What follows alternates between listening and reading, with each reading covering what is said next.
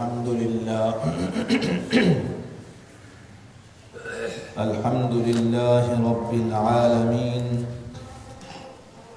والصلاة والسلام على سيد المرسلين وعلى آله وأصحابه أجمعين أما بعد فأعوذ بالله من الشيطان الرجيم بسم الله الرحمن الرحيم اقرأ باسم ربك الذي خلق الإنسان من علق صدق الله العظيم.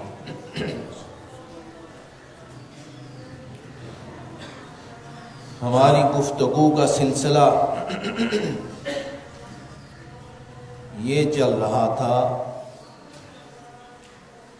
کہ حضور نبی کریم صلی اللہ علیہ وسلم کو اللہ تعالیٰ نے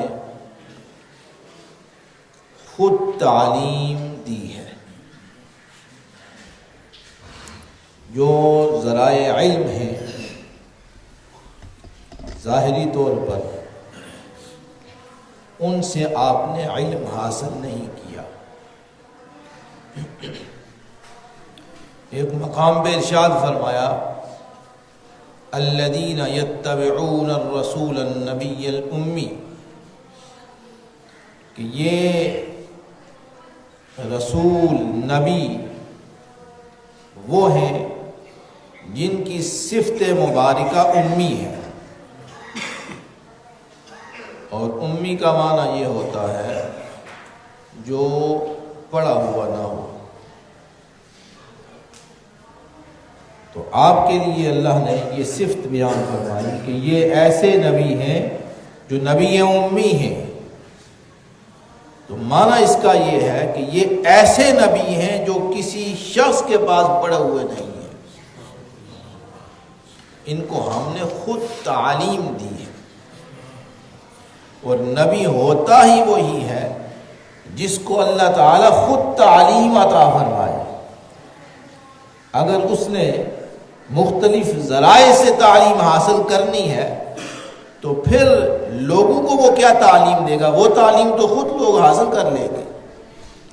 لہذا ارشاد فرمایا اقرأ باسم ربک الذی، یعنی سب سے پہلے وہی کے لیے سب سے پہلے جو اللہ تعالیٰ نے قرآن مجید کا نزول فرمایا تو فرمایا اقرأ باسم ربک الذی خلق، میں پڑھو اپنے رب کے نام کے ساتھ. یہ تو آپ نے ارشاد فرمایا میں تو پڑھا ہوا نہیں ہوں. اور حضور کا یہ ارشاد فرمانا یہ معجزہ ہے.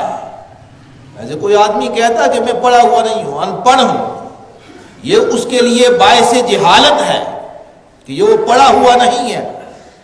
لیکن جب نبی یہ کہتا ہے کہ میں نے تعلیم حاصل نہیں کی ہے تو اس کا معنی یہ ہوتا ہے کہ تمہارے جیسوں سے تعلیم حاصل نہیں کی ہے، میں اپنے رب کی طرف سے پڑھا ہوا ہوں. ارشاد فرمایا تو حضور نے یہی ارشاد فرمایا اقرا. جبریل امین نے عرض کی آپ پڑھیں تو آپ نے فرمایا میں پڑھا ہوا نہیں ہوں، میں نہیں پڑھ سکتا. تو یہ آپ کے لیے معجزہ ہے. اللہ نے ارشاد فرمایا الذین یتبعون الرسول النبی الامی، کہ ایسا نبی اور رسول جو امی ہے. مطلب یہ ہے کہ تمہارے جیسے بشروں سے وہ پڑھا ہوا نہیں ہے، اس کو ہم نے خود تعلیم دی ہے. دوسرے مقام پہ ارشاد فرمایا نا، ارشاد فرمایا وَإِنَّهُ لَتَنزِيلُ رَبِّ الْعَالَمِينَ نَزَلَ بِهِ الرُّوحُ الْأَمِينُ عَلَى قَلْبِكَ. کتنی محفوظ طریقے سے تعلیم ہے. فرمایا کہ ہم نے یہ قرآن مجید ہم نازل کرتے ہیں. اور کس کے ذریعے سے؟ حضرت جبریل امین کے ذریعے سے. اور فرمایا کہ یہ وہ بھی جو فرشتہ ایسا فرشتہ ہے جو امانت دار ہے، کبھی خیانت نہیں کر سکتا، تصور بھی نہیں کیا جا سکتا کہ وہ خیانت کرے گا. اس کے ذریعے سے ہم نے تعلیم دی ہے. تو فرمایا علی قلبک، آپ کے قلب انور کی. یہ سماعت کے لیے، سماعت سے سن کر دیکھ کر نہ، یہ نہیں. بھایا یعنی اس انداز سے تعلیم دی کہ باہر سے کوئی شے داخل نہ ہو سکے، اتنی راز و نیاز کے ساتھ اور اتنی خفیہ طریقے سے، اور ہے بھی آپ کے قلب مبارک کے اندر، قلب مبارک کے اندر اللہ نے آپ کو تعلیم عطا فرمائی۔ وَإِنَّهُ لَتَنزِيلُ رَبِّ الْعَالَمِينَ نَزَلَ بِهِ الرُّوحُ الْأَمِينُ عَلَىٰ قَلْبِكَ۔ ایک اور مقام پہ فرمایا قُلْ مَنْ كَانَ عَدُوًّا، یہودی کہتے تھے کہ جو جبریل ہے، انہوں نے پوچھا کہ حضور سے پوچھا کہ آپ کے پاس کون یہ پیغام لاتا ہے، پیغام رسانی کا کام کون سر انجام دیتا ہے؟ کہنے لگے وہ، آپ نے ارشاد فرمایا کہ فرشتہ آتا ہے جبریل۔ یہودی کہنے لگے یہ تو وہ ہے تو ہم پر عذاب نازل کرتا ہے، اس کے ساتھ تو ہماری دشمنی ہے۔ یہودی کہنے لگے اس کے ساتھ تو ہماری دشمنی ہے، وہ ہم پر عذاب نازل کرتا رہا۔ تو اللہ تعالیٰ نے قرآن مجید میں آیت مبارکہ فرمایا محبوب آپ ارشاد فرمائے قل، دیکھیں اپنا جو پیغام پہنچانے والی شخصیت ہے اس کی بھی حفاظت فرمائی جا رہی ہے۔ فرمایا محبوب آپ ارشاد قل من کان عدوا، کون دشمنی کرتا ہے جبریل سے؟ میں کون دشمنی کرتا ہے جبریل؟ یہ کہتے ہیں کہ ہم جبریل کے دشمن ہیں۔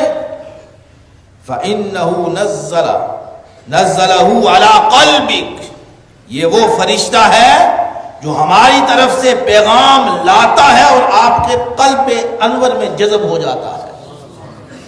فرمایا قل، آپ محبوب آپ ارشاد فرمائے، یہ کہتے ہیں کہ یہ ہمارا دشمن ہے اور ہم اسے دشمنی کرتے ہیں۔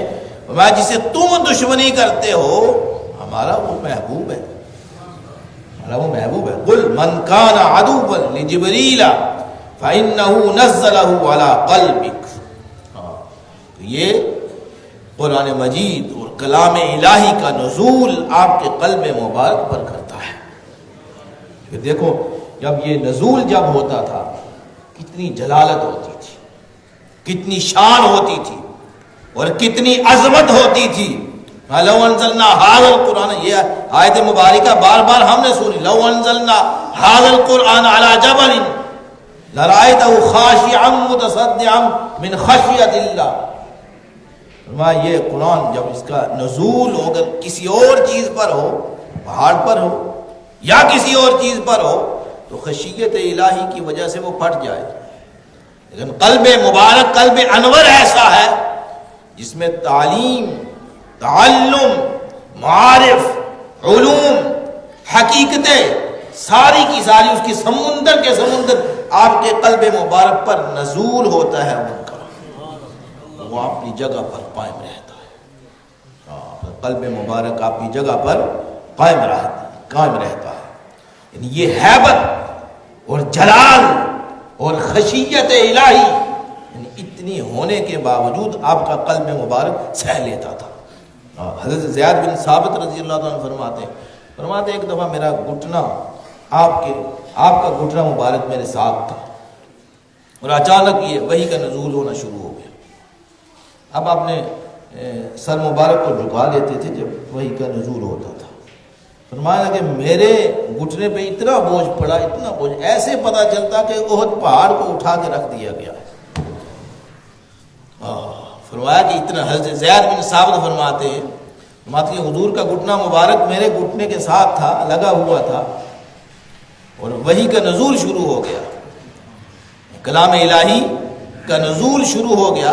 فرمانے کہ اتنا میرے گھٹنے پہ اتنا بوجھ پڑا گویا ایسے پتہ چلتا تھا کہ احد پہاڑ اس کا جیسا وزن میرے گھٹنے پہ پڑ گیا، اور جو ہی کلام الہی کا نزول ختم ہوا تو میں ٹھیک ہو گیا، اتنا بوجھ تھا۔ اور اسی طرح ایک دفعہ آپ اونٹنی مبارک پر سوار تھے اور اونٹنی مبارک پر سوار تھے تو وحی الہی کا نزول شروع ہو گیا۔ پہلے تو اونٹنی کھڑی ہو گئی، کھڑی ہونے کے بعد اس کے جو ٹانگیں تھیں وہ کانپنے لگی اور پھر وہ بھی نہ سہ سکی اور آرام سے وہ بیٹھ گئی، بیٹھ گئی۔ اتنا اب یہ اندازہ لگائیں کہ یہ ایک مثالیں ہیں کہ یہ جب قلب مبارک پر وحی کا نزول ہوتا تھا اس وقت کتنا بھاری پن ہوتا تھا، کتنا ثقل ہوتا تھا، اور خشیت الہی اور ہیبت اور جلال اور عظمت اس کے پھر کیا ہی کہہ رہے، سبحان اللہ۔ آپ کا قلب مبارک اسے سہتا تھا۔ پھر اونٹنی کو وہ پہلے تو ایسے کانپنے لگی، اس کے بعد بیٹھ ہی گئی اونٹنی۔ پھر جب ختم ہوا، یعنی جب وحی الہی ختم ہوئی، اس کے بعد وہ اونٹنی ٹھیک ہو گئی۔ یعنی اس طرح کے آپ کا جب وحی کا نزول ہوتا تو اس وقت اس طرح آپ کے قلب مبارک پر خشیت الہی کی وجہ سے اتنا زور بوجھ پڑتا تھا، سبحان اللہ۔ پھر یہ کلام جو ہوتا ہے یہ متکلم کی طرف سے، جتنا بڑا متکلم ہو اتنا بڑا کلام ہوتا ہے۔ کلام کرنے والا یعنی کلام کی قدر کتنی ہے، کلام کی عظمت کتنی ہے، یہ اگر اندازہ کرنا ہو، کلام کا مقام کتنا ہے، تو پھر یہ دیکھا یہ جاتا ہے کہ کلام کرنے والا کون شخص ہے، کلام کرنے والا کون شخص ہے۔ یعنی کلام کی عظمت، اس کی بلندی، اس کی قدر اگر دیکھنی ہو کہ اس کلام میں کتنی قدر ہے، کتنی عظمت ہے، کتنی بلندی ہے، کتنی رفعت ہے، تو پھر متکلم کو دیکھا جاتا ہے کلام کرنے والا کون ہے۔ تو یہ قرآن مجید یہ اللہ کی طرف سے آیا، پھر دیکھنا یہ پڑے گا کہ یہ اللہ کی طرف سے کلام آیا ہے، لہذا جتنا مقام اور مرتبہ اور جتنی عظمت اور شان، جتنی رفعت اور بلندی یعنی اللہ رب العزت کی ہے، اس کے کلام کی بھی اتنی ہی ہے، کہ کلام کی بھی اتنی بلندی ہے، اتنی عظمت ہے، اتنی شان ہے، اتنی رفعت ہے، اتنا بلند مقام ہے اس کلام کا۔ تو پھر یہ کلام، اس کا نزول جو ہوا، اللہ تعالیٰ نے فرمایا ایک واسطہ ہے درمیان، حضرت جبریل امین۔ جتنی یہ کسی کلام میں جتنی سنتیں ہوتی ہیں، ان کی وجہ سے کلام ضعیف ہو جاتا ہے۔ کسی نے بات کی، آگے اس نے بات کی، آگے اس نے بات کی، آگے اس نے بات کی، ایسے کرتے کرتے کرتے کلام کے اندر ضعف پیدا ہو جاتا ہے۔ پھر اس کو دیکھنا پڑتا ہے کہ یہ جس نے سند بیان کی ہے وہ کیسا آدمی ہے، اس سے کسی نے کلام لیا وہ کیسا ہے، اس سے کسی نے کلام لیا وہ کیسا ہے۔ یعنی جتنی سندیں دور ہوتی جاتی ہیں اتنے کلام کے اندر ذوف پڑتا ہے، اس کے مصنفین، ان کے جو نقل کرنے والے، سند بیان کرنے والے، ان کو دیکھا جاتا ہے۔ اور یہاں کیا ہے؟ کچھ بھی نہیں۔ اللہ رب العزت کی ذات پاک، حضرت جبریل امین اور حضور نبی کریم صلی اللہ علیہ وسلم، یہاں نہ سند کوئی نہیں، یعنی اللہ کے کلام ہم جو پڑھتے ہیں، قرآن مجید کی تلاوت کرتے ہیں، اس کلام کے اندر سند کوئی نہیں۔ اور بعض مقام پہ تو اللہ تعالیٰ نے خود ارشاد فرمایا الرحمن علم القرآن، اس قرآن کو ہم نے، یعنی رحمان نے قرآن کو سکھایا حضور کو۔ سند کا ذکر ہی نہیں کیا۔ قرآن مجید کی بہت سی آیات مبارکہ ایسی بھی ہیں جو براہ راست نازل ہوئی، جس میں حضرت جبریل امین کا دخل بھی نہیں تھا۔ معراج کی رات بھی کچھ جو اللہ سے ہم کلامی ہوئی، وہ بھی آیات مبارکہ ہوئی، اس کا ذکر ہم نے کیا تھا۔ والنجم اذا ہوا ما ضل صاحبکم، بڑی تفصیل کے ساتھ ذکر ہے۔ فرمایا والنجم اذا ہوا ما ضل صاحبکم وما غوا وما ينطق عن الهوى۔ کیا بات ہے اس کلام کی۔ فرمایا قسم ہے ستارے کی۔ کون سا ستارہ؟ فرمایا اس سے مراد حضور نبی کریم صلی اللہ علیہ وسلم کی ذات گرامی ہے۔ فرمایا جس طرح ستارہ چمکتا ہے، اس کا آپ کا اسی طرح آپ کا وجود مقدس جب ہمارے پاس آیا اور واپس گیا اسی طرح چمک رہا تھا۔ میں والنجمی، قسم ہے ستارے کی، چمکتے ہوئے ستارے کی قسم۔ ما ضل صاحبکم وما غوا، آپ کا جو ساتھی ہے وہ بہکا تو نہیں؟ کن صفات سے اسے پکارتے ہو؟ کن صفات سے اسے تعبیر کرتے ہو؟ یہ گمراہ تو نہیں ہوا، یہ تو سیدھے راستے پر ہے۔ اللہ تعالیٰ ارشاد فرمایا، حضور کے بارے میں اللہ ارشاد فرمایا والنجم اذا، یہ تو چمکتا ہوا ستارہ ہے، ما ضل صاحبکم وما غوی وما ينطق عن الهوى۔ یہ آیت کے ایک حصہ ہے، چھوٹا سا ہے، لیکن اس نے سارے کے سارے اعتراض ختم کر دیے۔ فرمایا وما ينطق عن الهوى، یا قرآن مجید اٹھا کے پڑھ لیں، اس کا ترجمہ کیا ہے پتہ چل جائے گا، اس کلام کی عظمت کا پتہ چلے گا۔ فرمایا وما ينطق عن الهوى، بیان کرنے والا جب کلام کو بیان کرتا ہے تو اس کے اپنے جذبات ہوتے ہیں۔ کوئی آدمی کوئی کلام بیان کرتا ہے، تقریر کرتا ہے، خطاب کرتا ہے، تدریس کرتا ہے، تعلیم دیتا ہے، لیکچر دیتا ہے، اس کے اندر اس کے اپنے جذبات ہوتے ہیں۔ وہ ان الفاظ کو اپنے جذبات میں یعنی پرو کر آگے بیان کرتا ہے، لیکچر دیتا ہے۔ اور یہاں جو ہے اللہ نے ارشاد فرمایا وما ينطق عن الهوى، فرمایا اس کی اپنی تو خواہش ہوتی نہیں ہے اس میں۔ جب یہ میرا محبوب کلام کو بیان کرتا ہے، نطق بات کرتا ہے، کلام کرتا ہے، تو اس کی اپنی مرضی تو نہیں اس میں، اس کا اپنا جذبہ نہیں، جذبات نہیں ہوتے۔ وہ کیا؟ وما ينطق عن الهوى ان هو الا وحی یوحى، جو کچھ ہم وحی کرتے ہیں اس کو وہ آگے بیان کرتا ہے۔ دیکھا ہے آپ، یہ کلام الہی کی کیا بات ہے، اور حضور کی شان مبارک کیا ہے۔ فرمایا کیا باتیں کرتے ہیں، کن صفات سے تعبیر کرتے ہیں۔ کوئی کہتا ہے اٹھتا شاعر ہے، کوئی کہتا ہے بہکا ہوا ہے، کوئی کہتا ہے کسی سے اس نے تعلیم حاصل کی ہے، کوئی کہتا ہے یہ شاعر ہے، اور کوئی کہتا ہے یہ مجنون ہے۔ دیکھیے آپ الفاظ اللہ تعالیٰ نے کیسے آپ کی شان میں بیان فرمایا ينطق عن الهوى، اس کے بولنے کا انداز دیکھیں، اس کا لہجہ دیکھیں، یہ جو کلام فرماتے ہیں اسے دیکھیں۔ فرمایا یہ اپنے پاس سے بات کرتے ہی نہیں ہیں، ہم وحی کرتے ہیں، ہماری وحی کا نزول اس پر ہوتا ہے، یہ پھر آگے سے تمہیں بیان کر کے سناتا ہے۔ دیکھا ہے کلام الہی کی آپ نے دیکھی ہے مضبوطی، دیکھی ہے کلام الہی کے اندر مضبوطی کتنی ہے، اللہ کے کلام کے اندر مضبوطی کتنی ہے۔ ہر طرف سے اللہ نے محفوظ کر کے ہم تک منتقل فرمایا۔ فرمایا کہ الرحمن علم القرآن، رحمان نے خود اسے قرآن سکھایا ہے، رحمان نے خود اسے قرآن سکھایا۔ ایک اور مقام میں فرمایا سنقرئک فلا تنسیٰ، کون سا کلام ایسا ہے جو بھولتا نہیں ہے؟ کبھی سنا آپ نے کوئی کتاب ہو، کوئی دنیا کی کتاب اٹھا کے لے آئے، یاد کیا اور بھولا نہ ہو؟ کس کا اتنا حافظہ ہے؟ کون شخص یہ دعوے سے کہہ سکتا ہے کہ میں نے کلام کو حفظ کیا اور میں پھر کبھی بھولا نہیں؟ اللہ نے کیا ارشاد فرمایا آپ کے لیے، فرمایا سنقرئک، محبوب ہم تمہیں پڑھائیں گے، سنقرئک یہ سیگے ہیں، سیگے ہم پڑھائیں گے آپ کو۔ فرمایا سنقرئک محبوب ہم آپ کو پڑھائیں گے، فلا تنسیٰ آپ کبھی بھی نہیں بھولیں گے۔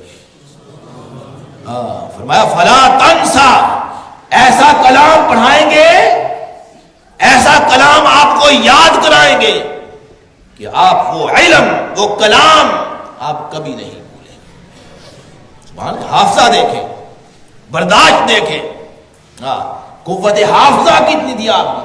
فرمایا ہم آپ کو پڑھائیں گے، ایسا پڑھائیں گے کہ آپ کبھی نہیں بھولیں گے۔ قل محبوب آپ فرما دو انما اتبع ما یوحى الی من ربی، بڑی آیات مبارکہ ہیں۔ اس کلام کی، کلام الہی کی حفاظت کے لیے بھی بڑی بڑی آیات مبارکہ۔ یہ کہتے تھے کہ یہ اپنے پاس سے گھڑ کے لاتا ہے، محبوب آپ اعلان فرما دیں قل، آواز آ رہی ہے قل کی، میں قل محبوب آپ ارشاد فرمائیں انما، کلمہ حصر ہے، حصر جس کا مطلب ہوتا ہے صرف، جس کا کیا مطلب ہوتا ہے؟ صرف۔ کلمہ حصر کیا ہوتا ہے؟ انما، جس کا مطلب ہے صرف۔ فرمایا میں پہلے فرمایا محبوب آپ ارشاد فرمائیں، پھر فرمایا انما محبوب صرف یہ ارشاد فرما دے اتبع ما یوحى الی، میں جو کچھ وحی آتی ہے اس کی اتباع کرتا ہوں۔ فرمایا کیا دیکھا؟ فرمایا محبوب فرمایا انما جو کچھ، یہ کہتے تھے نا کہ کہاں سے لائے ہو، کلام بڑا نیا ہے، ویسے چپ چپ کے سنتے بھی تھے اور بعض کانوں کے اندر ایسے انگلیاں ٹھونس دیتے تھے کہیں آواز نہ، قرآن کی کہیں آواز نہ پڑ جائے۔ ویسے بھی قرآن پڑھا جائے تو کتنا دلاویز ہوتا ہے، اثر رکھتا ہے۔ اور پھر حضور نبی کریم صلی اللہ علیہ وسلم خود قرآن پڑھیں اور پھر اس کے کیا ہی کہنے، جن پر نازل ہوا ہے ان کی زبان مبارک سے قرآن پڑھا جا رہا ہو، اور یہ اپنے انگلیوں میں کافروں کی بات کر رہے ہیں۔ ایماندار تو ایمان لا چکا ہے، اس کے بھی کیا کہنے، اور کافر اپنی انگلیاں ایسے ٹھونس دیتے تھے کہ کہیں کوئی آیت ہمارے کانوں میں پڑ نہ جائے، ہاں اس کے کہیں گرویدہ ہی نہ ہو جائے، اور چپکے سے باتیں بھی کرتے ہیں، کلام بڑا زبردست ہے، کہتے بھی تھے کلام بڑا زبردست ہے، پتہ نہیں کہاں سے آیا ہے، شاعری کے ساتھ ملاتے ہیں وہ نہیں ملتا، کاہن اسے ملاتے ہیں وہ نہیں ملتا، نجومیوں کے کلام سے ملاتے ہیں ان سے برابری نہیں کرتا، یہ کلام اس نے لایا کہاں سے ہے؟ بھائی اس نے کلام لایا، کافر کہتے تھے، اس نے کلام لایا کہاں سے؟ اور پھر اس کے مطابق بھی بڑے آپ نے اپنے کلام، بڑے بڑے شاعر تھے نا وہ، باقی وہ عرب جو ہے دوسروں کو تو عجمی سمجھتے تھے، گونگے ہیں، ہم بڑے فصیح اور بلیغ ہیں، فصاحت اور بلاغت کے مالک ہیں، اور بڑے بڑے فصحائے عرب جو ہیں وہ بھی جب یہ کلام سنتے تھے وہ دھنگ رہ جاتے تھے۔